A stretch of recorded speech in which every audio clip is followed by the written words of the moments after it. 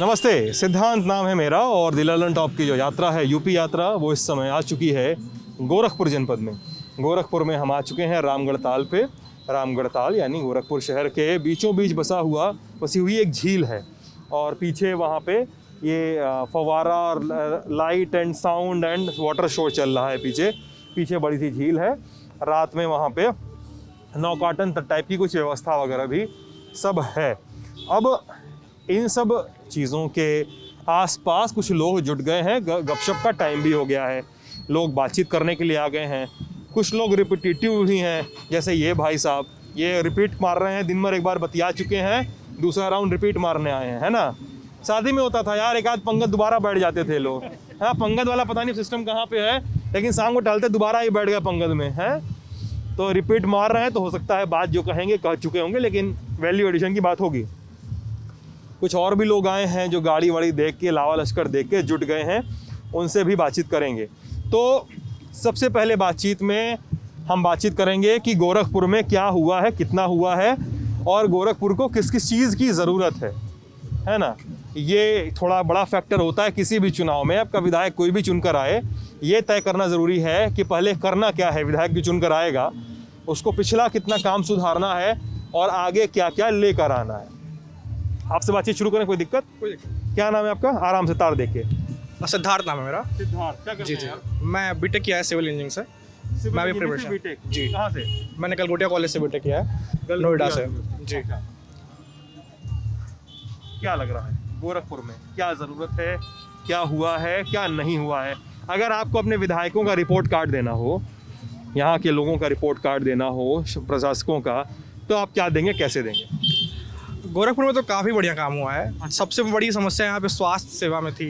Encephalitis यहाँ की बहुत बड़ी प्रॉब्लम थी, तो पिछले 4-5 सालों में इंसेफ्लाइटिस तो एकदम ही लगभग ख़त्म हो गया है। अच्छा। हाँ, काफ़ी बड़ी प्रॉब्लम तो चमकी वो बुखार की और वो प्रॉब्लम्स बहुत ज़्यादा थी। तो बेसिक इंफ्रास्ट्रक्चर में बहुत पीछे था गोरखपुर।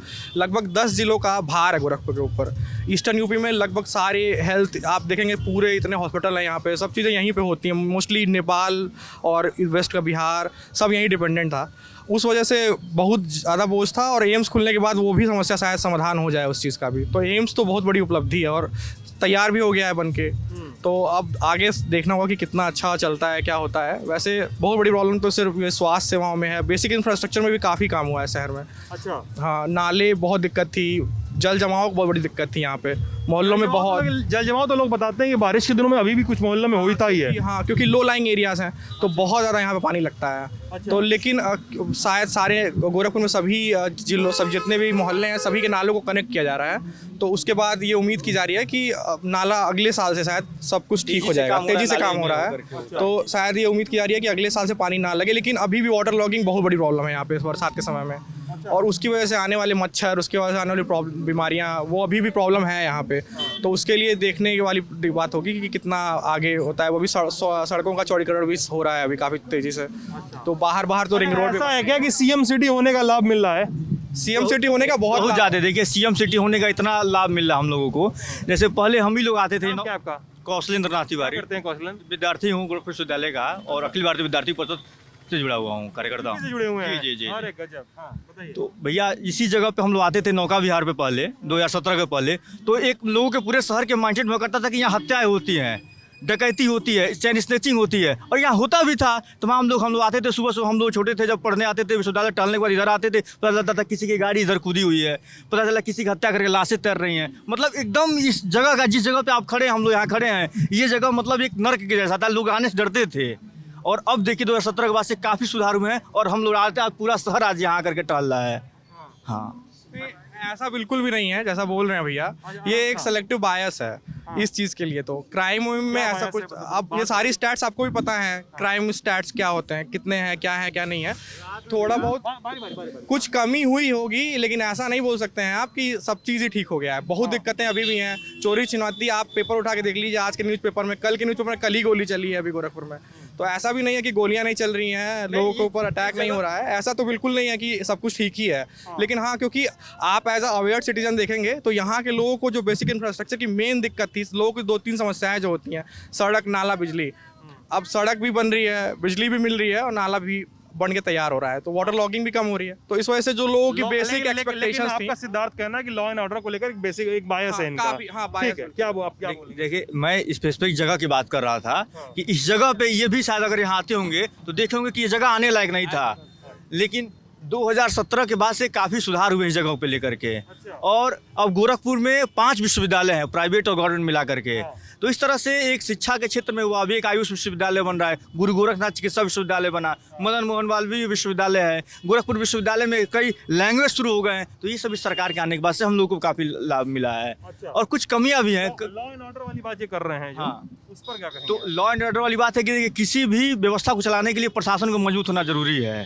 तो यहाँ का प्रशासन, उत्तर प्रदेश का देखेंगे कि आप सीएए को लेकर के विरोध चल रहा था। जब सीएए का इस देश के लोगों से लेना देना ही नहीं था, फिर इस प्रदेश के लोग फिर उसका विरोध क्यों कर रहे थे? ऐसे law and order Yogi Adityanath ji ने मेंटेन किया है। उन लोगों का कहना था जो विरोध कर रहे थे कि यार जो CA-NRC है उसके बाद देश में जो मुस्लिम समुदाय है उनको दिक्कत की जाएगी। CA-NRC, कई सारे लोगों ने भी कहा कि CA-NRC को अगर आप मिला देते हैं तो एक डेडली कॉम्बिनेशन पैदा होता है, ये भी कहा जा रहा था। इस बात में कितनी सच्चाई है? सर देखिए, बात फिर वही है, बात है आम जनता की। अब बात ही घुमा दी है सीए पे, मतलब हाँ बिल्कुल। मान लीजिए आम जनता की क्या उम्मीदें होती हैं, किसी विशेष जाति का कोई प्रभाव ना हो, सभी के साथ समान व्यवहार हो, सभी जातियों के साथ, कोई किसी जाति का आता हो, मैं ठाकुर, कोई ब्राह्मण, कोई भी जाति का कोई इंसान हो। लेकिन सीए, देखिए मैं वो बोल ही नहीं रहा हूँ, क्राइम CA-NRC के लिए तो नहीं हो रहा था। क्राइम में तो किसी के ऐसा तो है नहीं कि किसी पर्टिकुलर मुस्लिम्स क्राइम कर रहे हैं या कोई और क्राइम कर रहा है। क्राइम तो कोई भी कर रहा है ना, जो भी अपराधी है वो क्राइम कर रहा है। तो उसको कैसे ठीक करेंगे, वो प्रॉब्लम है ना कि ऑर्डर मेंटेन हो रहा है कि अपराधी। मैं भी कुछ कहना चाहूँगा। एक्चुअली सिद्धांत से, मेरा नाम मनीष है और मैं रहने वाला धौलपुर राजस्थान का हूँ। पिछले 2 वर्ष से मैं हूँ। लॉकडाउन भी देखा मैंने गोरखपुर में और अभी सामान्य जीवन भी देख रहा हूँ। मैं पहले काफ़ी सुना हूँ यूपी के बारे में कि यहाँ पे इतना क्राइम है, ये है, वो है। लेकिन पिछले 2 वर्ष में मैं देख रहा हूँ कि वाकई में यूपी बहुत खूबसूरत है। हाँ, और देखिए हर जगह क्राइम्स होते हैं और कहीं पे क्राइम रेट बहुत ज़्यादा होता है, कहीं पे कम होता है।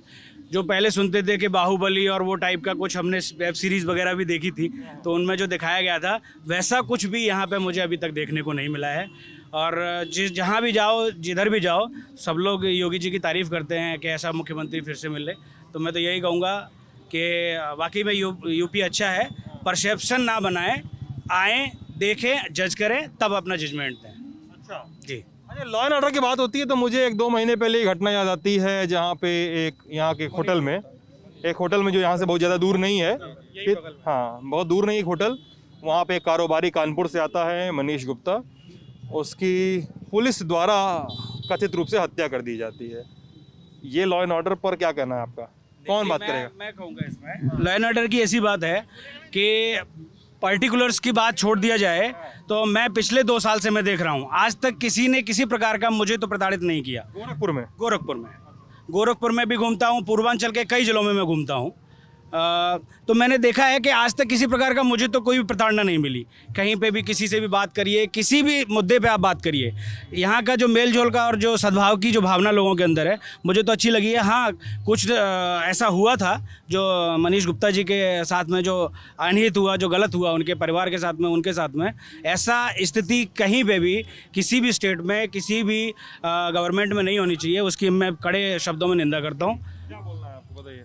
देखिए वो हुआ, वो पुलिस की कार्यशैली पे सीधा सवाल है और विशेष लोगों का उस पर जो प्रभाव है वो बचते रहे, ऐसा नहीं है। वो सबको पता है ये चीज़। जो थाना इंचार्ज थे उनके ऊपर उसके पहले भी कई शिकायतें थी। और आपकी एसपी पर कोई कार्रवाई नहीं हुई कहा जाता है, विपिन टाडा पर। बिल्कुल बिल्कुल सही बात है। सबने देखा वो सर वीडियो, जो लीक वीडियो था, सबने देखा वो वीडियो जो उनकी वाइफ ने किया, उसके बाद भी क्या कार्रवाई, सबने देखा वो चीज़ ना। FIR ना करवाने के लिए कह रहे हैं। बिल्कुल सबने देखा ना। तो किसी का प्रभाव कितना है पुलिस सिस्टम में ये सबको पता है। तो कार्यवाही कितनी हुई वो भी तो इम्पोर्टेंट है ना, कि हुई कि नहीं हुई कार्रवाई। तो अभी भी वो थानों पे कैसे चलता है सबको पता है, कैसे होता है। अब ये तो है नहीं कि कोई इंसान जो प्रताड़ित है वो देख के होगा, आप नहीं हुए हैं, हो सकता है कोई और हो रहा हो। क्योंकि लोग हो ही रहे हैं। अभी एक यहाँ ब्राह्मण की हत्या कर दी किसी ने, एक लड़का था वो अंकुर शुक्ला की। तो ऐसा नहीं है कि किसी एक पर्टिकुलर किसी इंसान के ऊपर हो रहा है, किसी पे नहीं हो रहा है, वो देख के नहीं आ रहा है, किसी का भी हो सकता है ना। और क्योंकि पुलिसिया सिस्टम में किसी ना किसी के ऊपर प्रभाव है, किसी का किसी प्रभाव है, तो लोग बच भी रहे हैं, इसलिए मनबड़ होते जा रहे हैं। लोग मनमड़ हो रहे हैं बिल्कुल बिल्कुल हो रहे हैं, अभी भी बिल्कुल हो रहे हैं। प्रॉब्लम ये है कि यहाँ पे जो क्या नाम है अधिकारी, आपका? प्रज्वल सिंह प्रज्वल बताइए। सर, प्रॉब्लम ये है कि यहाँ जो अधिकारी हैं, जो भाजपा के अंडर जो नए नए अधिकारी नियुक्त हो रहे हैं, चाहे जो पुराने हैं, उनको अब किसी का डर नहीं है, क्योंकि सत्ता उनका साथ देती है। बीजेपी में वो हरियाणा के जो खट्टर हैं, उन्होंने वो आईएएस जो है सर तोड़ने वाली बात कर रहा था। बीजेपी खट्टर कह रहे हैं कि इसको बचाना है, सब बचा रहे हैं। और ये जो अभी मनीष गुप्ता जो मारे गए हैं, उसमें आपको भी पता होगा कि पुलिस अगर चाहे तो अपने ही जो 9 पुलिस वाले जो भागे हैं, सीबीआई ने अब उनकी जाके वो जारी किया हुआ है, स्केच जारी किया है 9 लोगों का। आप सिर्फ 9 पुलिस वालों को आप पकड़ नहीं पा रहे हो, वो आप सर्विस काम कर रहे हैं, पिछले 20 साल से आपके अंडर काम कर रहे हो, आप उनको पकड़ नहीं पा रहे हो, तो आपके मतलब कहाँ लॉ एंड ऑर्डर तो है ही नहीं, बिल्कुल ऑब्वियस सी बातें नहीं है। उसके बाद सर वो तो ठीक था, वो एक घटना हुई मनीष गुप्ता की, वो घटना उसी दिन हुई। उसके अगले ही दिन यहाँ मॉडल शॉप पे एक कर्मचारी की हत्या हो गई, उसके अगले दिन की घटना थी ये। वो अभी वो न्यूज़ नेशनल लाइमलाइट में थी। आप बताइए कि अगर कोई मनभड़ नहीं हो रहा है, अगर उसको पुलिस का डर नहीं है और पुलिस को ही नहीं डर है किसी का, तो फिर इसका मतलब प्रभाव है ना सिस्टम पे, किसी ना किसी का, कोई किसी के नहीं, ये लोग बात ऐसे कर रहे हैं कि जैसे लग रहा है कि 2017 के पहले लोग थे ही नहीं। 2017 के बाद से जो सुधार हुए हैं, उस सुधारों की बात करने के लिए हम लोग इकट्ठा हुए हैं। हम लोग यहाँ बातचीत कर रहे हैं, सवाल भी उठाने के लिए इकट्ठा हुए हैं। ऐसा नहीं कि वो सुधार की बात कर रहे हैं। देखिए सवाल भी उठाना है। मतलब आप जो कह रहे हैं, आप जो कह रहे हैं ना कि ऐसा सिस्टम है, ये बात मैं नकार नहीं कर रहा हूँ कि ऐसा सिस्टम नहीं, हाँ, लेकिन उसको सुधार होना चाहिए। लेकिन आप जिस तरह से कर रहे हैं कि एकदम जैसे लॉ एंड ऑर्डर में है ही नहीं, वो एकदम बिल्कुल है। तभी तो आज हम लोग यहाँ खड़े हैं, बगल में पुलिस वाले खड़े हैं, सबका सम्मान है। आप ऐसा नहीं है कि लॉ एंड ऑर्डर नहीं है, लॉ एंड ऑर्डर है। अगर नहीं रहता तो यहाँ हम लोग चैन से नहीं खड़े रहते। ये जो भी कह रहा है, किसी भी पार्टी की सत्ता रहे और सबका लॉ एंड ऑर्डर चलता है। और यहाँ पर भी गोरखपुर में लॉ एंड ऑर्डर बहुत अच्छा है, महाराज जी के शासन बहुत अच्छा चल रहा है। ऐसा तो है नहीं कि कोई भैया बोल रहे हैं कि काम की बात नहीं हुई। 2017 के बाद हम भैया खुद बता रहे हैं यहाँ पे कितने सुधार हुए सर। बेसिक इंफ्रास्ट्रक्चर से लेके स्वास्थ्य में, शिक्षा में, सब में खूब सुधार हुए। लेकिन इसका मतलब नहीं है कि कोई सुधारों की बात करे तो कमियों की बात नहीं करेगा। चाहे 17 के पहले जो सरकारें थी, किसी की आप एजुकेशन की बात जो कर रहे हैं भाई साहब, एजुकेशन में पहले 52 जो 60-72 की जो लिस्ट आई थी, उसमें 52 एक जाति वर्ग का था। और यहाँ पे इस गवर्नमेंट में ऐसी कोई बात नहीं है। मैं भी शिक्षा विभाग से जुड़ा हुआ हूँ। क्या करते हैं सर आप? हम प्रिंसिपल हैं। कहाँ पे सर? बांसगांव में। बांसगांव में जी। इंटर कॉलेज के? नहीं, जूनियर हाई स्कूल है, जूनियर हाई एडेड जूनियर सरकारी जूनियर हाई स्कूल है जी। और बेसिक शिक्षा राज्य मंत्री हैं सतीश चंद्र, इटवा से विधायक हैं, सिद्धार्थनगर में इटवा विधानसभा है। उनसे बड़ा लोग खपा रहते हैं, बड़ा प्रदर्शन हो रहा है पूरे यूपी में। एक बात खफा कोई नहीं रहता है। काम जब भी करना पड़ेगा किसी को भी, तो खफा वहाँ पर आ जाएगी। अभी आप यहाँ से चलिए, अभी यहाँ पे अनर्गल भीड़ लगी हुई है। इसको कहिए आप लोग क्यों भीड़ लगाए हुए हैं? गवर्नमेंट करिए 50% लेके चलिए। अभी सर ने बात करी शिक्षा के बारे में, और सतीश द्विवेदी जी की बात कर लेते हैं। उन्होंने अपने पुत्र या अपने किसके पुत्र या किसी संबंधी का सीधे सिद्धार्थनगर यूनिवर्सिटी में उन्होंने करा दिया, और वो वापस लेना पड़ा सर। नहीं, वो कुछ भी किए हो सर, वो कुछ भी किए हो, वो कुछ उनके भाई का हुआ, किसी का भी हुआ हो सर, किसी का भी हुआ हो, वो वापस लेना पड़ा ना, इस्तीफा लेना। अगर उन्हें कोई गलती नहीं थी, अगर कोई गलती नहीं रही होगी सर, तो वापस क्यों लेंगे? अगर बिल्कुल एकदम साफ। मैं बताता हूँ इस पे, सतीश चंद्र द्विवेदी जी के ये बात कर रहे हैं भाई साहब, बिल्कुल सही कह रहे हैं। आप धौलपुर से आए, बड़ा जान रहे हैं गोरखपुर के बारे में। इसलिए रहा हूँ कि मैं एक प्राइवेट कंपनी पे यहाँ पे एरिया सेल्स मैनेजर में काम करता हूँ। यस, सो ये द्विवेदी जी की बात कर रहे हैं, ये बिल्कुल सत्य है कि उनके जो छोटे भाई हैं उनको जॉब मिला सिद्धार्थनगर यूनिवर्सिटी में। लेकिन किस बेसिस पे वो जॉब मिला? वो मिला EWS के सर्टिफिकेट पे।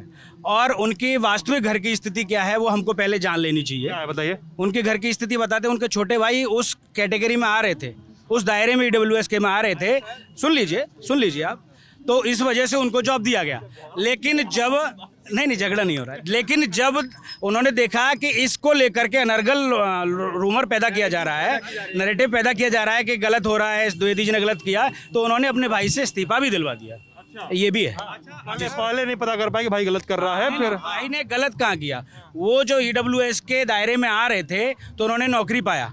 उसके बाद में जब उनको लगा कि पब्लिक में ये गलत मैसेजिंग जा रही है, भले ही मेरा भाई एक दायरे में आकर के जॉब ले रहा है, लेकिन मैसेजिंग ये हो रही है कि उन्होंने अपने भाई को लगवाया तो उनके भाई ने इस्तीफा दिया। तो माहौल बनाया गया था पूरे उत्तर प्रदेश में। अगर मैथिली केवल अब बताइए, आज वो कहाँ जॉब कर रहे, कोई जानता है क्या?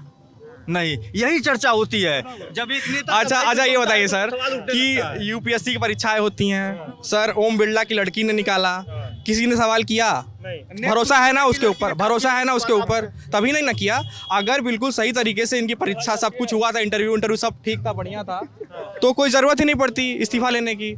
अगर सब कुछ सही था, पूरा सब कुछ अच्छा सर बताइए सब ठीक था। अभी टीईटी का एग्ज़ाम हुआ सर, ऑलमोस्ट 25% से ऊपर बच्चों के पास पेपर था। कैसे था सर पेपर? कैसे सरकार की ही नाकामी है ना, पेपर सबके पास पहुंचा। सारे यूपी के सारे पेपर लीक हो जाते हैं। इसके पहले अभी इसके पहले पेपर वो अभी कैंसिल नहीं हुआ था, ये वाला कैंसिल कर दिए जानबूझ के कि चुनाव के टाइम पे खींच लें और हम थोड़ा एक्स्ट्रा खींच लें। सुधार की बात कर रहे हैं, ये बहुत अच्छी बात है कि आज का युवा सुधार के बारे में सोचता है। ये अच्छा है कि पेपर लीक हुआ, उसको सजा मिल जाए और अच्छे से पेपर होना चाहिए बिना शुल्क के। यानी ये बताइए यूपी पेट कराया, लेखपाल की भर्ती 7 साल से नहीं हुई है। अब हल्ला मचा है, नोटिफिकेशन आएगा चुनाव के समय ही होगा, लेखपाल की भर्ती होगी। लीक नहीं होता लेकिन सॉल्वर गिरोह उसमें भी पकड़ाए हैं। वही तो कह रहे हैं सर, सॉल्वर गिरोह अब आप ये बात कहेंगे ना तो ये कहेंगे देखिए लॉ एंड ऑर्डर बहुत बढ़िया है, इसलिए तो पकड़ा गए। यही बात हम बता रहे हैं।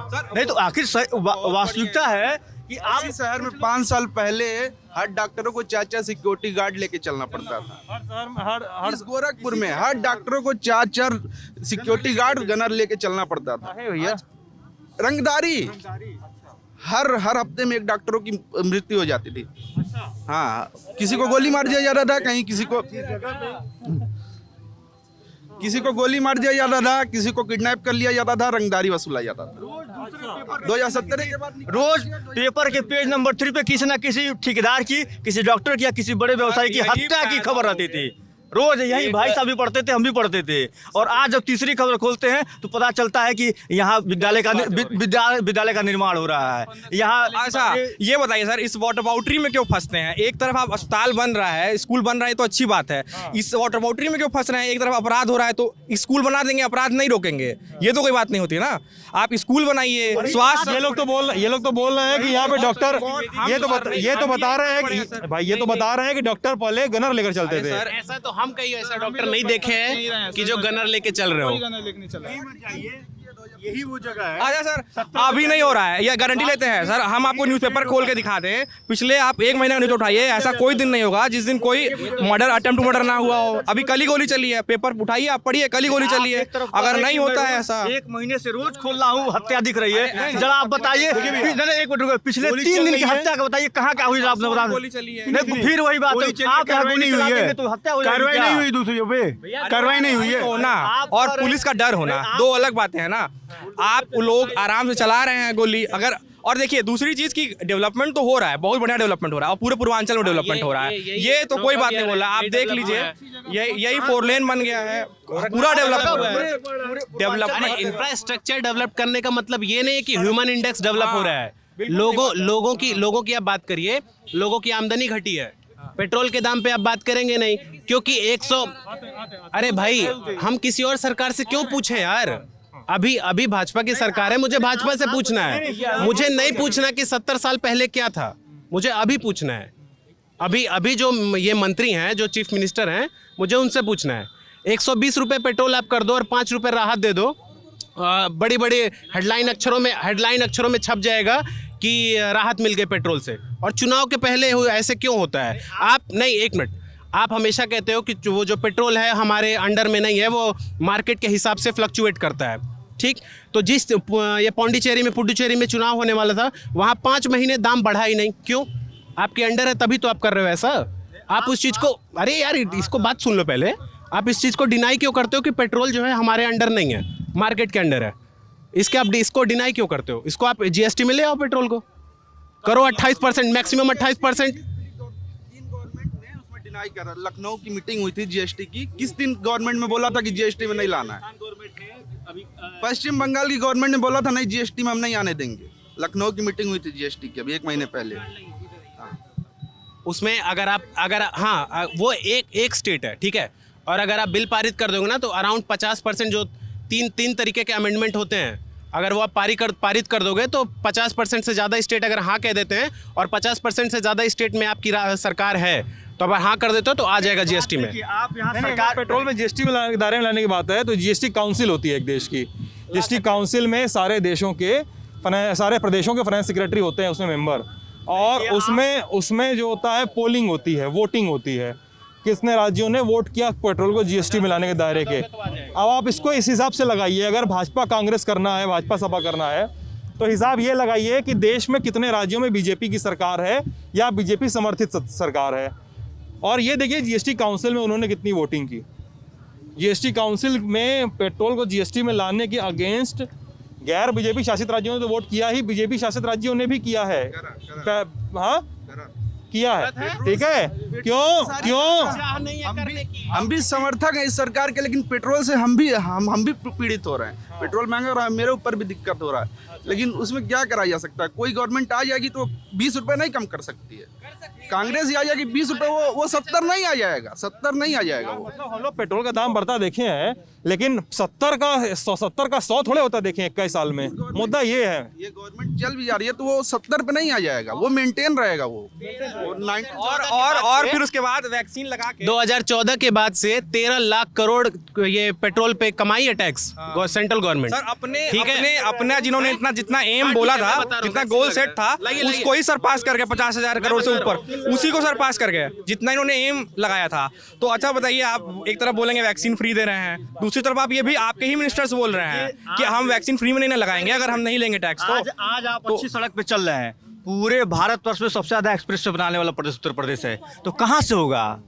आप टैक्स देंगे, हम टैक्स देंगे, जो सरकार की गाड़ी में चलता है उसके पैसे का टैक्स कटता है, तभी आज ये हो रहा है। सुनिए, और बात सुनिए ना गुरु, रोड टैक्स तो देते ही हम लोग, रोड टैक्स तो देते ही हम लोग।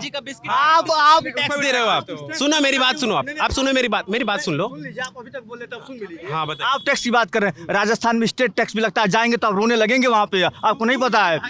नहीं, यूपी की बात करें तो आप टोल टैक्स न लगे तो उसका बताइए ना, कि उसका उपाय बताइए ना। केवल समस्या से नहीं बात होगी, उपाय से बात होगी। शायद आपने नहीं सुना, नितिन गडकरी ने क्या कहा था, इंफ्रास्ट्रक्चर बनाने के लिए, हमको और अधिक सड़क बनाने के लिए कुछ लोग इंफ्रास्ट्रक्चर उन्होंने अभी बोल दिया। अभी नितिन गडकरी का पहले कुछ 1-1.5 हफ्ते पहले बयान आया है कि एक उन्होंने कोई सपना देखा था वो बनाने का, वो पूरा नहीं हो पाएगा। टैक्स पे कुछ बता रहे थे। हाँ टैक्स पे सर, क्या मैं बोल रहा था, हाँ आप देखिए टैक्स जो है, आप हर चीज पे टैक्स पे करते हो, ठीक है। एक सुई खरीदते हो उस पे भी टैक्स देते हो, ठीक है। तो इसका ये मतलब नहीं। और जो है ना, देखो गवर्नमेंट जो होती है ये एक सर्विस प्रोवाइडर है। इससे आप ये मत सोचो कि मैं सामने से करूंगा तो गवर्नमेंट करेगी। गवर्नमेंट का फर्ज है करना।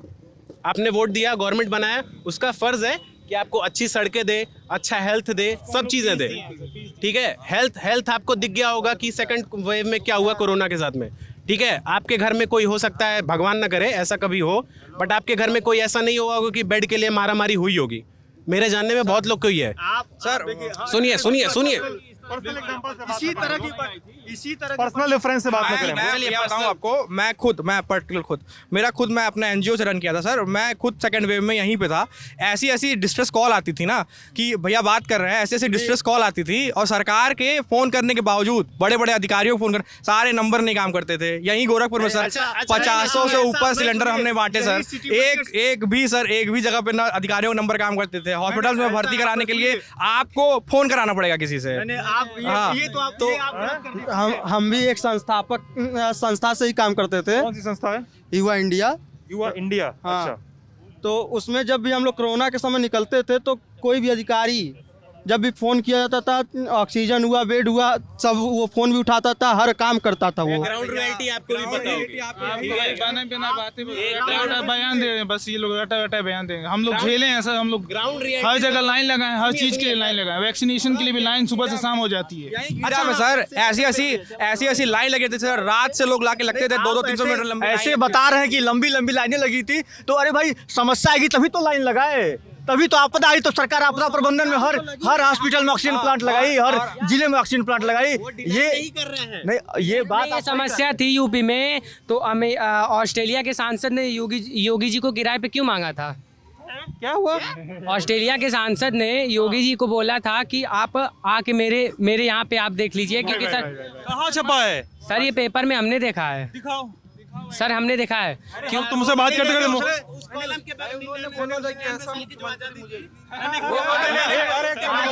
क्या हुआ?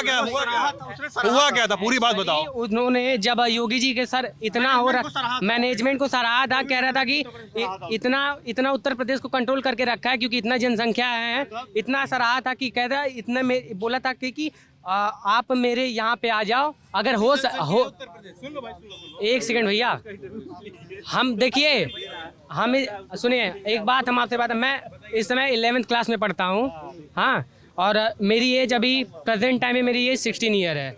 मैं इतना तो मैं मतलब वो राजनीति से इतना नहीं रिलेटिव रहता हूँ, लेकिन हाँ मैं इतना जानता हूँ कि इतना जो योगी जी कर दिए गोरखपुर के लिए और पूरे उत्तर प्रदेश के लिए, ये शायद ही हम आने वाली सरकार में कोई कर पाएगा। उनकी सरकार नहीं आई क्या? उनकी सरकार ठीक है, छोटा कोई बात बात नहीं। सुनिए, उनकी सरकार आएगी या ना आएगी वो तो जनता डिसाइड करेगी, लेकिन कि आपने ये बोला कि आने वाली सरकार नहीं कर पाएगी।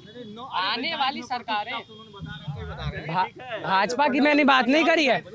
और देखिए, और दूसरी बात, आप लोगों आपने जो ये कहा है कि टैक्स लेके रोड बना रहे हैं, ये कर रहे हैं, वो कर रहे हैं, भैया आप गांव से जुड़े रहते हैं, गांव से जुड़े रहते हैं, आप इतने बड़े से इतने बड़े हो गए हैं, कभी गांव में आप 18 घंटा 20 घंटा बिजली देखी है?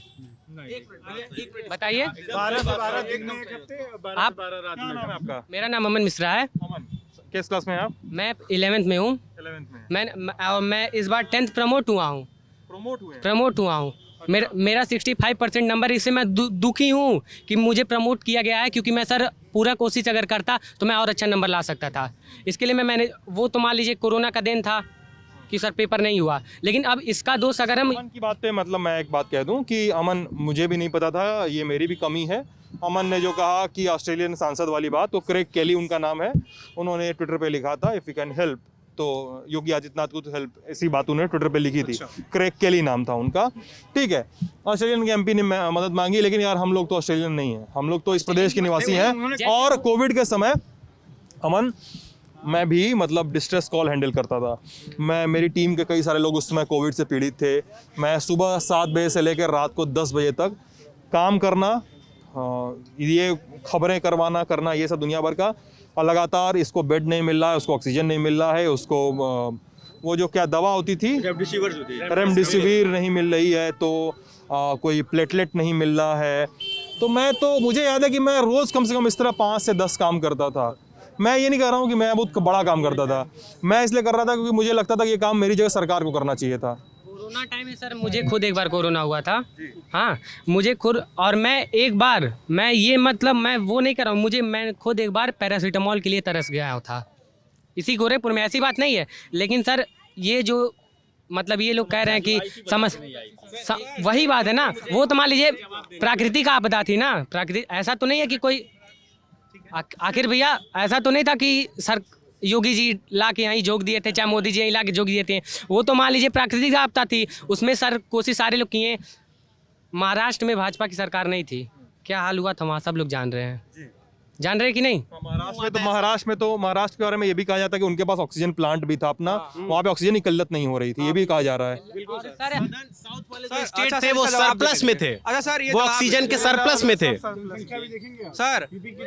अच्छा ये बताइए सर, अच्छा एक बताइए, ये बताइए सर, पहली वेव आई, गुजरी, फंड्स कलेक्ट किए गए, सबने झाड़ के फंड दिए बिल्कुल सरकार को, किसी ने ऐसा नहीं दिया। हमारी फैमिली पीएम केयर्स में सबने झाड़ के फंड दिए। गवर्नमेंट ने बाकी कंट्रीज के एग्जांपल देखे, इटली कैसे हुआ, यूएस में क्या हुआ, क्या कुछ भी इन्होंने सीख नहीं ली वहां से?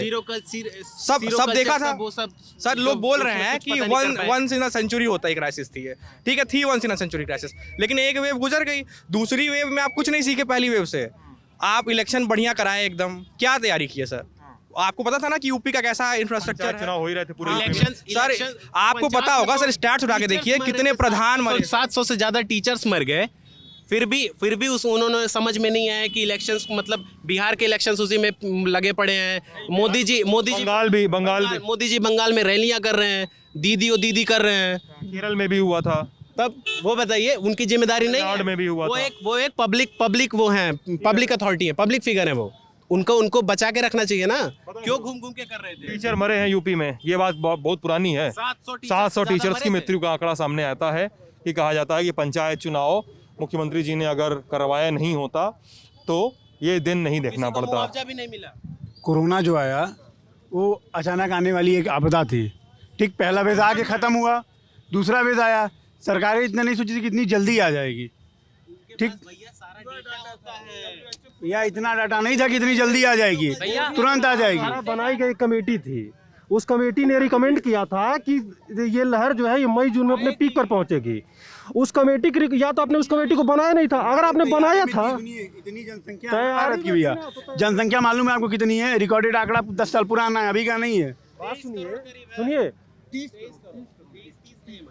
जो 24 करोड़ तो महाराज जी बोलते हैं, योगी जी 24 करोड़ बोल देते हैं। 11 साल पहले भैया 24 करोड़ योगी जी भाई सुनो भाई यहाँ पे नंबर से एक दूसरा ही चीज है। नंबर का मुद्दा ही नहीं है। मुद्दा ये है जो ये भी कह रहे हैं और सब लोग कह रहे हैं कि पंचायत चुनाव उस समय हो रहे थे जिस दिन पंचायत चुनाव की मतलब वोटिंग खत्म हुई, उसके बाद इन्होंने लॉकडाउन शुरू किया। ये काम आप पहले भी तो कर सकते थे। ये अथॉरिटी आपके पास संविधान में लिखा है कि आप 1 साल तक चुनाव को टाल भी सकते हैं। आप संसद के लोकसभा के चुनाव को 1 साल एक्सटेंड कर सकते हैं और आप इसको नहीं एक्सटेंड कर सकते हैं। लेकिन रियलिटी ये है कि वो एक तरीके से मैन मेड डिजास्टर था। क्योंकि डिजास्टर जो होता है ना, डिजास्टर ये होता है कि डिजास्टर तब कहा जाता है जब उसमें बहुत व्यापक स्तर पर मृत्यु हो। लेकिन जो मृत्यु जो हुई थी उसका सबसे बड़ा रीजन ये था कि हमने जो पूर्व आपदा प्रबंधन तैयारी है वो हमारी बहुत वीक थी। और इवन गवर्नमेंट ऑफिशियल ने भी जैसे लॉकडाउन कुछ कमियां थी उसको भी सरकार बाद में दूर किया। ठीक है, ऐसा नहीं था कि एकदम कमियां थी। 24 करोड़ जनसंख्या, पाकिस्तान की जनसंख्या कितनी मालूम है? 19 करोड़ है। अब भारत की कितनी है? 24 करोड़ है। 24 करोड़। ये बात सही कह रहे हैं। देखिए ये जो बात सुधार की कर रहे हैं कि ये चुनाव कराना गलत था, ये हर आदमी कहता है, हम भी कहते हैं, गलत था भी। चुनाव उन्होंने बताया भाई साहब ने कि पोस्टपोन कर देना चाहिए था और पोस्टपोन हो सकता था। और देखिए हमारे आपके जैसे नौजवानों ने ही आवाज़ उठाया, शिक्षकों ने आवाज़ उठाया, तो आज उन शिक्षकों के मृत्यु का रिकॉर्ड भी रखा जाता है, तो सरकार ने उसको भी रद्द कर दिया था।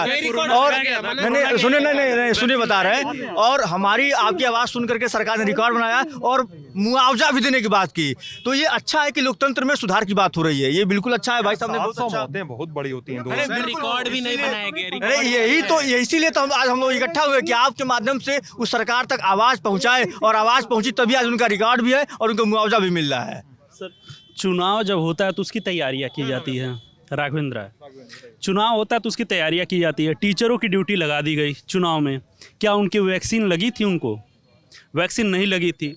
और जब देहांत हुआ तो फिर आंकड़ों से हेर फेर क्यों किया गया? पहले नकारा क्यों किया गया? चुनाव पे एतराज नहीं है। अगर वो ऐसा बोला गया था सिर्फ 3 टीचर्स मरे हैं और ग्राउंड रियलिटी 700 से ज्यादा मरे। मेरा कहना यही था कि अगर चुनाव मान लीजिए कोर्ट द्वारा था तो फिर टीचरों को आप पहले वैक्सीन दे दिए होते, उसके बाद वो चुनाव कराने जाते। ज़्यादातर जो मुद्दे थे, जैसे टीचरों का डेथ ही नहीं, परिवार जो उससे सहमा और जो मनोवैज्ञानिक प्रभाव पड़ा पूरे परिवार पे, यही एक कारण जो छुपा दिया जाता है कि वो जितने परिवार, जैसे मेरा कोविड में ड्यूटी लगा था यहाँ पे कोविड सेंटर पे, और उसका टीचर हैं, बेसिक है कोविड सेंटर पे ड्यूटी। हाँ, सबको नोडल सेंटर पे लगाया गया था। मतलब इनके पास कहीं भी अगर रिसोर्सेज मैन पावर की ज़रूरत होती है तो टीचर को हर जगह लगा दिया जा रहा है।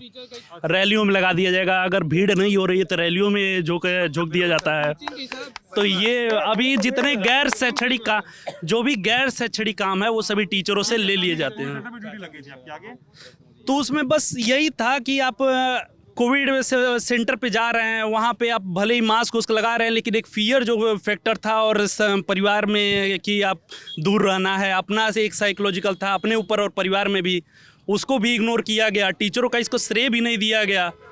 तो ये सब था। हमें भी हेल्थ लाइन वर्कर का मिलना चाहिए था। हेल्थ लाइन वर्कर का, फ्रंट लाइन वर्कर जो होता है वो टीचरों को भी दे सकते थे आप, अगर जो आप उनसे सारी ड्यूटीज करा रहे थे।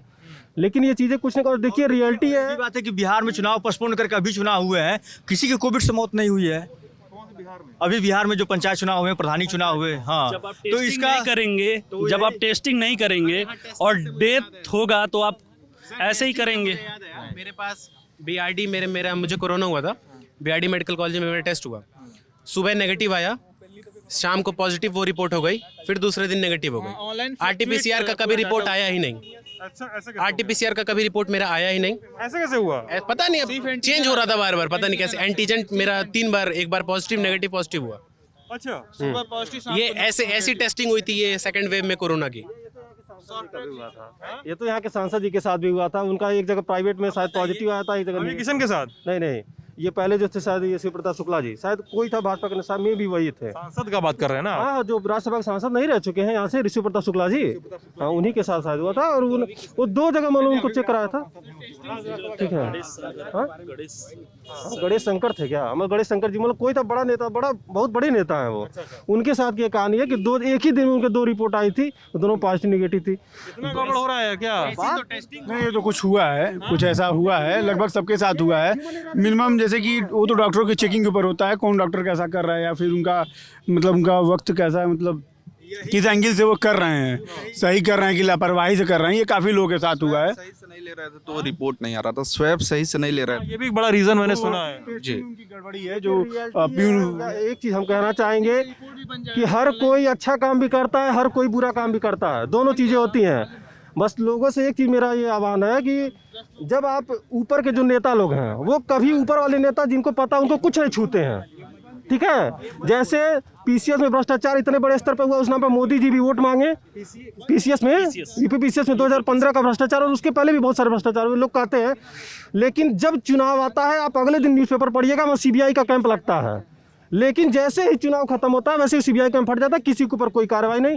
और आज भी वो चीज़ें चल रही हैं। अभी भी जैसे देखिए, शायद मतलब कोई भी ये मानेगा, बिना पारदर्शिता के भ्रष्टाचार, बिना पारदर्शिता की ईमानदारी, ये दुनिया में पहली संकल्पना सुने हैं जो इस सरकार में है।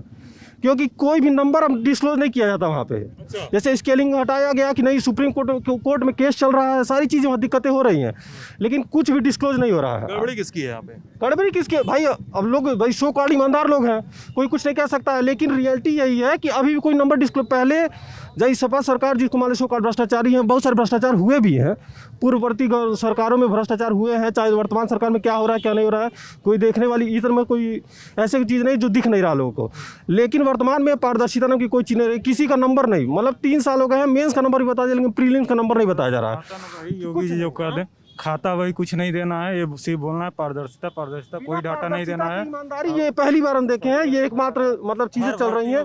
हाँ, बस बिना पारदर्शिता की ईमानदारी। हम तो भी आंकड़े सामने नहीं रखे जाए, तथ्य सामने नहीं रखा जा रहा है और कहा जा रहा है कि सरकार ईमानदार हो सकती है, हम मानते हैं कि मुख्यमंत्री ईमानदार है, प्रधानमंत्री ईमानदार है, लेकिन ईमानदारी अगर आपके अंदर है तो पारदर्शिता भी होनी चाहिए। अगर पारदर्शिता नहीं है तो ईमानदारी कैसी है? बताइए सर। सही कर रहे हैं, नहीं अच्छी बात कर रहे हैं। जैसे चुनाव शिक्षकों में ड्यूटी लगाई गई, उसकी मौत हुई, 600 भ्रष्टाचार हर भर्ती में भी आप देखिए, कहीं पे भी बिना पारदर्शिता के सारी चीजें कही जा रही हैं। आने के बाद से, मैं सरकार का प्रवक्ता नहीं हूँ, लेकिन इस सरकार के आने के बाद से जो ऑनलाइन एग्जाम्स हुए हैं और अच्छे उसको, और उसमें सुधार के लिए कार्य किए जा रहे हैं, इसकी सराहनीय है और इसी के लिए हम बात कर रहे थे। सुधार के लिए कोई काम नहीं हो रहा, एक भी काम नहीं हो रहा, कोई भी पेपर बिना लीक के नहीं हो पा रहा। यूपी का हर एक पेपर लीक होता है, कोई भी एई का उठाइए, जेई का उठाइए, सब लीक होगा। जितना ऑफलाइन जिसमें OMR आ गया, लीक के लिए लीक होना ही होना है, हर जगह लीक होना है वो पेपर। अच्छा, इसके लिए जो कहें सराहनीय काम है, कोई सराहनीय काम नहीं हुआ है। बताइए गुरु, इतना पेपर लीक भी हो रहा है? नहीं, पेपर लीक हो रहा तो कार्रवाई हो रहा है। नहीं, पेपर लीक नहीं होना चाहिए, इसका हम भी बात करते हैं कि पेपर लीक नहीं होने चाहिए, समय से एग्जाम्स होने चाहिए, समय से रिजल्ट आने चाहिए। सरकारों में पेपर लीक नहीं हुए कभी? क्या समाजवादी पार्टी की सरकारों में कभी पेपर लीक नहीं हुए? लीक होते थे, लेकिन दोषियों पर कार्रवाई नहीं किया जाता था। सरकार है तो भाजपा की सरकार, योगी जी मोदी जी ने लीक करवा दिया। अब ये आप लोग थोड़ी ना कह देंगे कि पेपर वही लोग लीक करवा रहे हैं। नहीं, ये कोई नहीं करा गुरु। क्या नाम है तुम्हारा? गोलू तिवारी। गोलू, ये नहीं करा कोई गुरु। मुद्दा ये लोग कह रहे हैं कि यार लीक हो क्यों रहा है, लीक करने का ट्रेंड कैसा बन गया है कि हर पेपर लीक हो जा रहा है। और मतलब ये कहा जा रहा है कि ये तो भाई एग्जाम जो देने आया है, जो पहली बार एग्जाम देने आया है इस बार, जो पहली बार उसकी 18-21 साल एज हुई है, वो जाकर अखिलेश यादव से पूछेगा कि अपनी सरकार से पूछेगा कि हमारा पेपर कैसे लीक हो गया भैया, ये सवाल है। हाँ? कि वहाँ पे ऐसा बोल रहे थे कि पहले के सरकार में ऐसे भैंस खोल ले जाते थे। बोला कि आप अब की सरकार में भी खोल ले गए। तो बोला पहले आपका केस हुआ था? बोला नहीं हुआ। बोला इस बार आपका केस हुआ। मतलब भैंस तब भी खुल रही है लेकिन पहले के सरकार में केस तो नहीं होता था। ये लॉजिक अमितेश बता रहे हैं कि मतलब ये वैसी बात है कि पेपर पहले भी लीक होता था, अब भी लीक हो रहा है।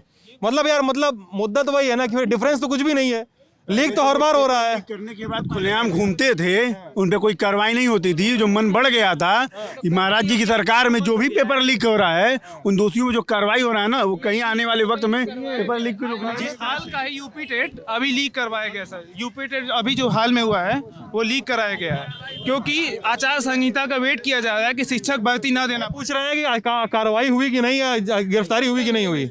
कार्रवाई अगर होती भी है तो बार बार लीक क्यों हो रहा है? कड़ी कार्रवाई करिए, आप ही के अंडर लॉ एंड ऑर्डर आप ही के अंडर है ना। बार बार लीक हो रहा है, बस कार्रवाई कर दोगे तो ऐसा तो नहीं होगा ना। बुलडो बार बार कार्रवाई आप कर देते हो, बार बार। सर ये बस बड़े बड़े बयान तो देंगे, ठीक है नहीं, आप भी सिर्फ ये कहने पेपर में छपता है कि 4 साल में 4 लाख नौकरी दी गई, सिर्फ पेपर में आता है। नौकरी दी गई है पहले सब यहाँ पे रोजगार होंगे। जिस तरह से भारतीय जनता पार्टी ने नौजवानों, पिछड़ा दलित, शोषित, वंचित को कुचलने का काम किया है, तो आपको पता, मेरा नाम मानवेंद्र सिंह है।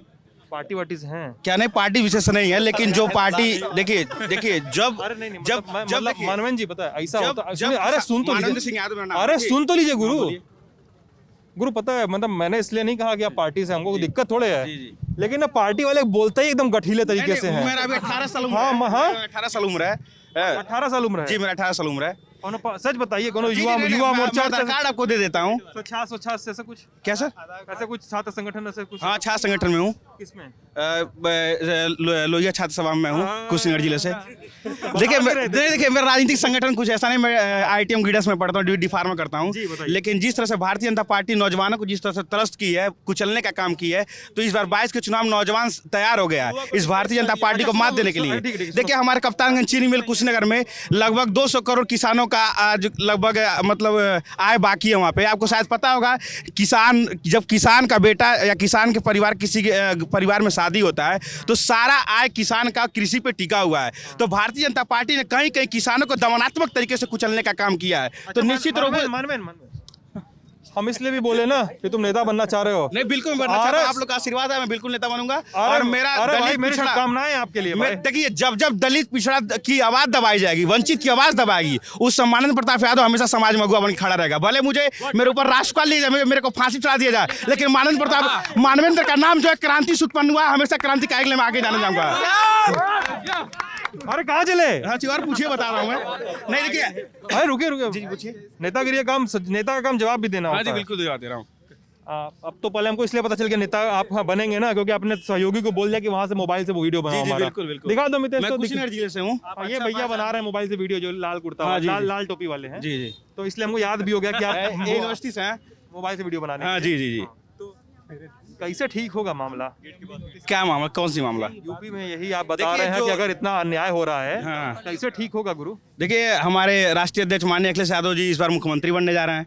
सारा चीज़ जो नौजवानों उन्होंने कहा कि पहली मीटिंग में 10 लाख नौजवानों को नौकरी देने का काम करेंगे, 300 यूनिट बिजली फ्री हो जाएगी, शिक्षा 10+2 फ्री हो जाएगी। तो निश्चित रूप से नौजवान अंगड़ाई ले लिए हैं। इस बार सरकार समाजवादी पार्टी की बनने जा रही है। सारे लोग तैयार हैं। इस बार निश्चित रूप से समाजवादी पार्टी सरकार बनेगी। ये भाई साहब कुछ कहना चाहते हैं? जी। हाँ, बताओ। देखिए वादे जितने भी कर लें, सरकार तो योगी जी की बननी है। वो तो ठीक है, लेकिन ये बता रहे हैं वो तो उनके परिवार के लोग बेरोजगार, अखिलेश यादव जी के परिवार के लोग बेरोजगार हो गए हैं, इसलिए उनको बेरोजगार कहाँ है? सब कहीं ना कहीं सांसद और विधायक बने हुए हैं। धर्मेंद्र यादव का संसदीय चला गया ना। अरे घर में ऐसे निकम्मा। अरे तुम भी यहाँ पे आ गए? रहना चाहिए।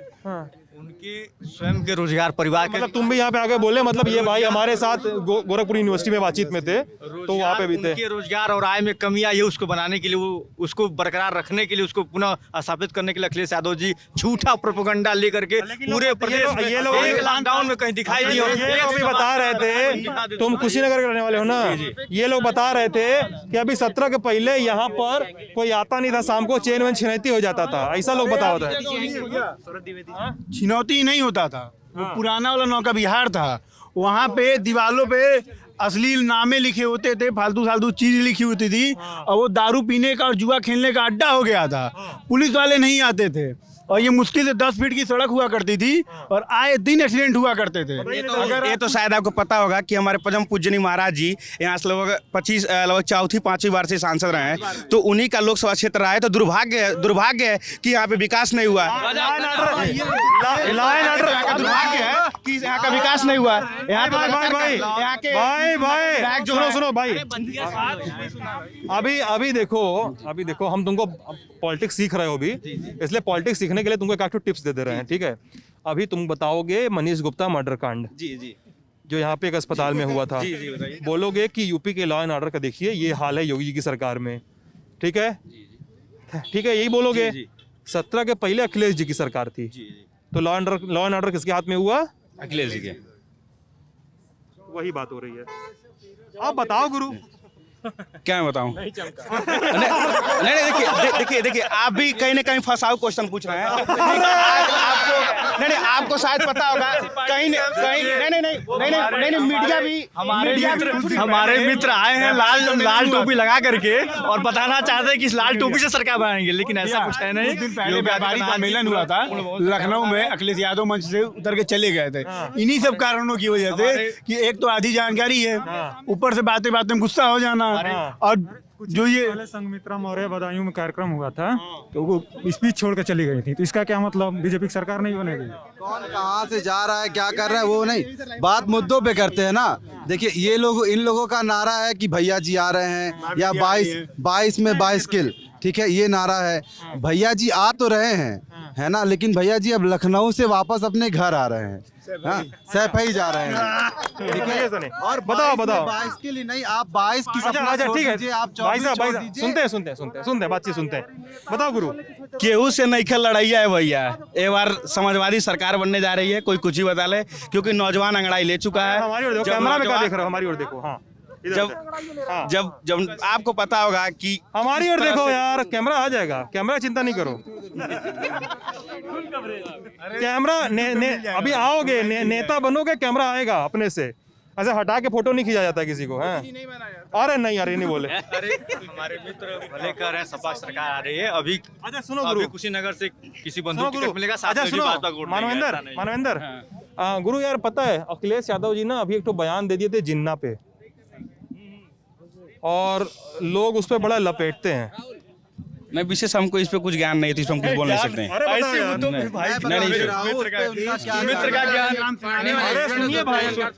सुनिए, बताओ गुरु, बोलना क्या? अरे बोलना क्या मतलब, हमको विशेष इस पे मतलब मैं जानता नहीं, तो मैं किसी इस मुद्दे पे टिप्पणी बता दो। नहीं, हमको बिल्कुल कुछ नहीं पता है, किसी मान्यवर किसी से पूछ सकते हैं। अच्छा घटना ये बता देंगे तुमको, ये बता देंगे घटना। भाई बिना शुगर कोटिंग के, बिना तेल मसाला लगाए, बस जिन्ना वाली घटना इनको बता दीजिए कि इनसे बात की जा सके। अखिलेश यादव जी ने थोड़े दिन पहले कहा कि जिन्ना जो है हमारे एक अच्छे क्रांतिकारी नेता थे, आज़ादी उन्होंने ही दिलवाई, सरदार पटेल और नेहरू और गांधी के साथ मिलकर के। तो वो ये बताना भूल गए कि आज़ादी जिन्ना ने दिलवाई तो, लेकिन पाकिस्तान को आज़ादी दिलवाई, वो ये कोट करना भूल गए।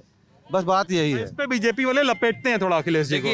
देखिए भारतीय जनता पार्टी का राजनीति हिंदू मुस्लिम, देखिए चुनाव आ गया है, माइनॉरिटी के, देखिए पता चल गया तो एकदम टाइट हो गया मामला। कभी भी भारतीय जनता पार्टी विकास के नाम पे अगर वोट मांगी हो तो कोई बता दे, यहाँ पे कई विकास आखिर में सब चीज समागम चल रहा है, हर जगह प्रचार चल रहा है। इनके भैया जी ने इतना विकास कर दिया है, इनके भैया जी ने अरे प्रवक्ता बनना था क्या? इनके भैया जी ने विशेष कर क्या राजनीति घूमने के लिए विशेष आए तो क्या किया, चला जाओ घूमने के लिए आए थे। अरे सुनो अरे सुनो अरे नहीं मेरे नौजवान अरे वो बात तो भी बाद में गई, सुनो अरे वो बात बाद में, सुनो अरे मानवेंद्र मेरी बात सुनो, मेरी बात सुनो, नहीं मेरी बात सुनो, नहीं मेरी बात सुनो, नहीं मेरी बात सुनो, मेरी बात सुनो भाई मानवेंद्र मेरी बात सुनो। नहीं अब नहीं तुम्हारी बात सही है गुरु। अरे यार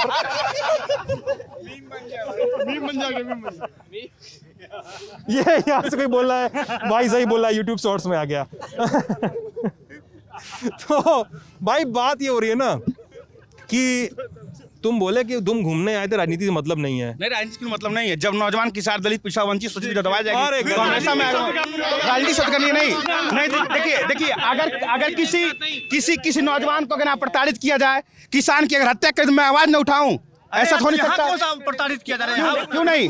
यहाँ पे हमारे बहुत नौजवान साथी किसान की एक मिनट भैया मानवेंद्र जी, किसान की आप जो बात कर रहे हैं कि किसान को प्रताड़ित किया जा रहा है, तो किसान के संबंध में आपने बहुत सी बातें कही। किसान का गन्ना वाला पैसा रुका। मृत्युंजय गौड़ नाम है मेरा। करते हैं मृत्युंजय? LLB करते हैं जी, बताइए ना। तो इसमें जो है बोला बहुत सही, ये बोले LLB करते, मेरे कान में बोला बहुत सही। सबसे ज्यादा अगर सम्मान मिला है किसानों को तो इस भाजपा सरकार में ही मिला है। किसान सम्मान निधि आज तक किसी सरकार ने नहीं दी थी। जिस किसान के घर की जो भी बहू बेटी वापस लेकर ना, जो भी बहू बेटी है ना, वो जो है नहीं जो बैठे आखिर उनको जब पता चल नहीं छोड़ दीजिए। हाँ सुनो सुनिए ये कह रहे हैं कि जो किसान के घर की बहू बेटी आज तक मतलब बाहर जब जाती थी शौचालय के लिए, हर घर उन्होंने शौचालय दिया है, हर घर उन्हें उज्ज्वल योजना का जो है गैस दिया है, ठीक है। और जो रही बात नहीं एक मिनट, जो ये कह रहे हैं धरने वाली बात, अगर जिस दिन मोदी जी को मान लीजिए लगा कि कुछ हमने अगर मान लीजिए कुछ गलत कदम उठा लिया है, उनको वापस भी कर लिया है, किसान के लिए ही वो वापस किए हैं। यही लोग जो है डटे रहेंगे, जबरदस्ती डटे रहेंगे। बुलडोजर चली है कि नहीं चली है, तो मैं पूछना चाहता हूँ, जिस तरह से अभी हाल ही में आपको पता होगा कि किसी मंत्री का बेटा ने किसान के ऊपर गाड़ी चलाने का काम किया है, क्या उस मंत्री जी का आवास पे मंत्री का बेटा ड्राइवर तो ओ नहीं, क्या उस मंत्री का बेटा, क्या उस मंत्री के घर बुलडोजर चलने का काम हुआ है? पहले अपना फैक्ट सही करिए। उनके बेटे गिरफ्तार हैं खीरी में। एक मिनट महाराज सुनिए, बेटे जी गिरफ्तार हैं। सुप्रीम कोर्ट को यहाँ तक बोलना पड़ा कि रिटायर्ड जज की उनके ऑब्जर्वेशन में ये चीज होनी चाहिए, क्योंकि पार्टी वाले अपना मुद्दा लाया। मेरी बात सुनिए, प्रजापति को जानते हैं? सुनिए मेरी बात सुनिए। 2017 में रेप का भी मुकदमा था उसके ऊपर, ठीक है, नाबालिग लड़की थे। अब फिर भी वो चुनाव लड़ रहे थे। इन पे तो अभी CBI जांच चल रही है, रिपोर्ट आए दीजिए, फिर नहीं बुलडोजर चलेगा तो बताइएगा। हाँ, मैं बता रहा हूँ कि सुप्रीम कोर्ट को बोलना पड़ा है कि आप जो है किसी सुप्रीम कोर्ट के जज के, रिटायर्ड जज के अंडर इसको वो गिरफ्तारी के लिए बोलना पड़ा है। और उनको ये भी डर है कि शायद सबूतों के साथ टेम्परिंग हो सके, ये भी उनको डर है। बात सुनिए, अब तक वो जो अगर इतने बेदखल, ये जो कौन टीनी, क्या नाम है उनका, जो टेनी उनको वो क्या है, गृह राज्य मंत्री हैं, उनको छोड़ देनी चाहिए सीट, छोड़ दे, इस्तीफा दे दे।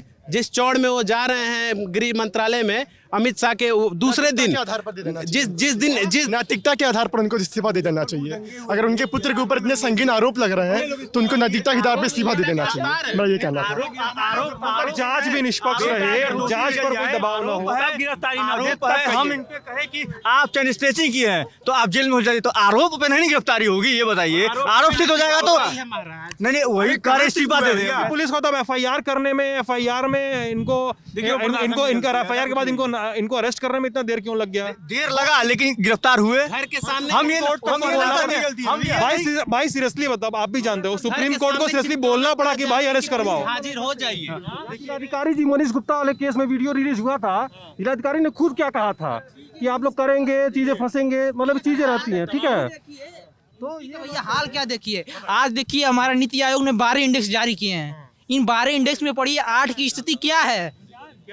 देखिए नाम बताइए पहले अपना। हमारा नाम परमात्मा यादव है। बताइए। देखिए सर जी, देखिए हमारे जल में क्या है, हमारा यूपी नदियों का एक जाल है, ठीक है ना।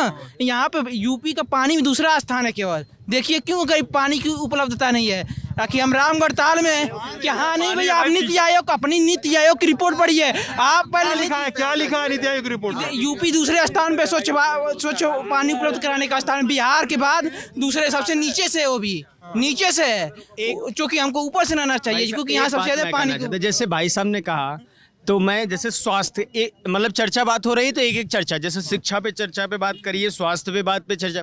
स्वास्थ्य पे एक बात करता हूँ, आज़ादी के बाद सन 1999 तक भारत में मात्र 4 एम्स थे।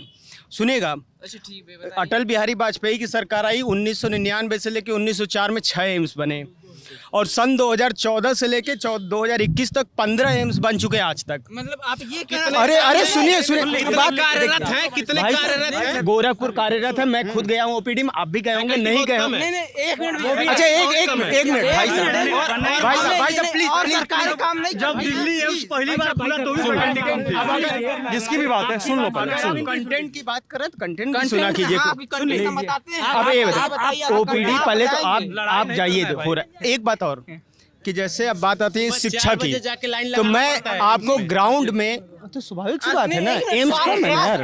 भाई साहब हमारी बात सुन लीजिए। स्वास्थ्य पे भाई साहब आपकी बात मैं सुन नहीं पाऊंगी अगर आप चिल्लाते रहेंगे बीच में से, तो शांत रहिए। हम लोग चाहते हैं कि हमें ईमानदार सरकार मिले।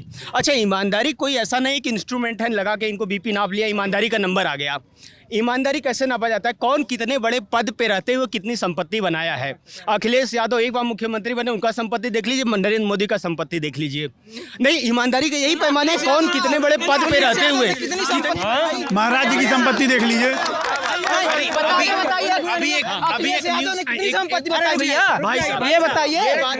प्लीज झगड़े में सुनिए, ये हमें भी पता है, आपको भी पता है, तो बताने की जरूरत नहीं है। किसकी भाई साहब मुझे नहीं पता होंगे ना कितनी संपत्ति बनाई। आंकड़े आप लीजिएगा, हवाई का मैं देखिए हवाई कह देंगे, मैं एक आम आदमी इतने बना लिए। आंकड़े की बात, अपने पिताजी का डेट ऑफ बर्थ नहीं बता पाएंगे, आंकड़े की बात कुल करेंगे। डेट ऑफ बर्थ नहीं, आंकड़ा नहीं, सुने बता रहे हैं, आंकड़ा नहीं, आंकड़ा नहीं, आप वैसे आंकड़ा नहीं, सुने नहीं, रट्टा मार के आए हैं। रट्टा मार के नहीं आए। देखिए भैया, हमारी बात सुनिए। कौन बोल रहा है? हमारी बात सुनिए। स्वास्थ्य की बात इन्होंने की। जब गवर्नमेंट नहीं है तब भाई साहब इतना फायर हो रहे हैं, आपकी सत्ता रहेगी तो आप देखिए धक्का मार रहे हैं। बातचीत को खत्म कर दें मितेश, आइए। तो यही होता है हर बहस में कि जहाँ भी पार्टी वाली बात शुरू होती है, हाँ किधर गए गुरु, हाँ, तो जहाँ पार्टी वाली बात शुरू होती है, हंस रहा हो ना पीछे से, आयुष बताते हैं तुम गुरु को भी, हाँ, तो पार्टी वाली बात शुरू होती है तो इस तरह की बातें होने लगती हैं। ठीक है, अब बातचीत खत्म होने वाली है, तो सबसे जरूरी सूचना कि कल दोपहर 2 बजे विंध्यवासिनी पार्क गोरखपुर में लल्लन टॉप। आ जाओ इधर, आ जाओ। नहीं आओ, तुम्हारी कर लो, नहीं तुम्हारी कर लो, बोलो क्या। कल जो है लल्लन टॉप अड्डा है वी पार्क में, यहाँ लोग वी पार्क के नाम भारी करके काहे बोल रहे हो? अरे भारी गोरखपुर है, हाँ, यहाँ पे आवाज भारी रखना पड़ता है। भारी रखनी पड़ती है। अच्छा, तो दोपहर 2 बजे से गोविंद वी पार्क में विंध्यवासिनी पार्क कहल जाला, ओमे लल्लन टॉप अड्डा आयोजित बा, ओमे सिर्फ दियो रही हैं और हमऊ रही हैं, हमऊ रहो अभी गरवो रही, आयुषो रही। हाँ, सवालों पूछे का मौका मिले। मरे क्या चाहत हुआ कि अब 15 घंटा चलाते रही हम अड्डा। अरे जितना देर चले उतना। हाँ, सौरभ रही हमें सौरभ रही, तो सब लोग रही। तो ये बातचीत आपके कैसे लगल हमके बताया जाए वीडियो कमेंट सेक्शन में। और बाकी कौन कहाँ जाए, कहाँ खाई, कहाँ पी, कैसे मिली, कहाँ लेके प्रदेश जाए, कुल बताया जाए। तब तक देखा जाए लल्लन टॉप। शुक्रिया।